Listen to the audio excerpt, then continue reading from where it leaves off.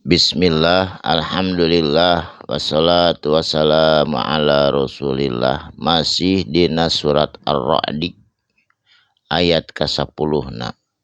A'udzu billahi minasyaitonir rajim. Bismillahirrahmanirrahim.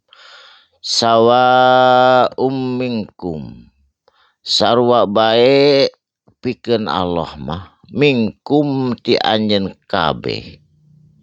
Naon sarwa baena teh man asorra sing saha mana anu nyumputkeun kaulan kana ucapan haharewasan ngomongkeun batur aya maksud alus atawa jelek eta kajenting haharewasan Allah mah maha uninga teu kudu harewasan.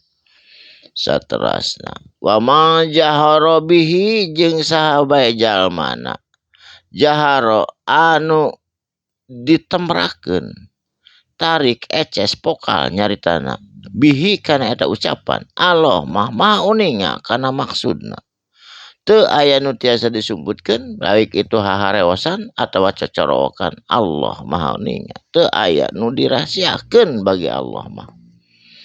Saterasna aman huwa jeung saha jalma huwa tegasna itu si eman mustakhfi anu nyumput di mana bilaili dina gelapna malam dina poekna peuting nyumput anger Allah mau ninga kana naon anu dipigawe ku urang rek dosa arek kasayan tetep Allah mau ninga. Saterasna wasaribu jeung ngalengkah lelempangan bin nahari di tengah poe reka mana ngalengkah urang tengah poe atawa ti peuting nyumput Allah mah naon maksud jeung tujuan urang uningaeun maha uninga Allah subhanahu wa ta'ala keur tegah teh oge uninga komo deui nyumput tibang ti peuting atawa leumpang ti beurang boga pamaksudan anu sae atawa anu awon Allah maha uninga. Lahu eta tetep bagi si eman bikeun jama-jama tegasna kabeh nu aya di dunya muaqibatun aya nu nuturkeun aya nu ngiring aya nu milu ka eta jalma di mana miluna mimbaini aidihim tina antara dua leungeunna tegasna hareupeunana wa min khalfihi jeung ti tukangeunana saha nu mimilu nutur-nutur teh eta teh malaikat nu mana raqib jeung atid. Saterasna yahfadunahu jeung mencrong ningalikeun ngawasi hu ka eta si jalma malaikat teh ngawasi kecuali teu ngawasina teh dina waktos jima jeung KWC. Saterasna eta teh malaikat teh min amrillah tina perintahna Allah sanes kahoyongna malaikat jadi eta teh sadana perintah Allah ngalangkungan malaikat. Tos saterasna innallaha sanyana ari Gusti Allah la yughairu henteu bakal ngarobah Allah ma biqaumin kana kaayaan hiji kaum hiji lemur hiji desa hiji negara lamun teu dirobah ku urang pasti marobah anger sampah berandakan dikali tetep banjir datang teu marobah kecuali dirobah ku urang.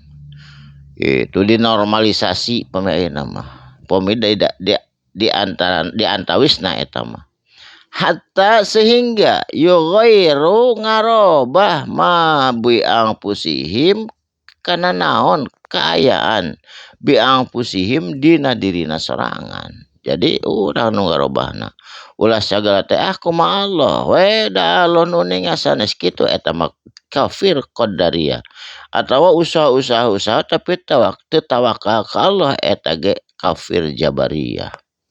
Saterasna wa idza aradallahu jeung di mana-mana arada ngamaksud Allahu Gusti Allah ngersakeun biqaumin kana hiji kaum kana hiji lemur kana hiji negara suan kana kaawanan tegasna bencana alam tsunami fala maradallahu teu aya nu bakal bisa nolak kana eta bencana wa malahum jeung teu aya pikeun itu jama-jama min dunihi ti salian ti Gusti Allah miwalin anu bisa ngalindungan. Jadi upami Allah tos ngersakakeun mah tos murka mah kana sifatan jelema anu selalu berbuat jahat jeung dosa ku Allah ditimpakeun musibah, ditimpakeun tsunami, gunung longsor, moal aya nu bisa nolak kana eta musibah.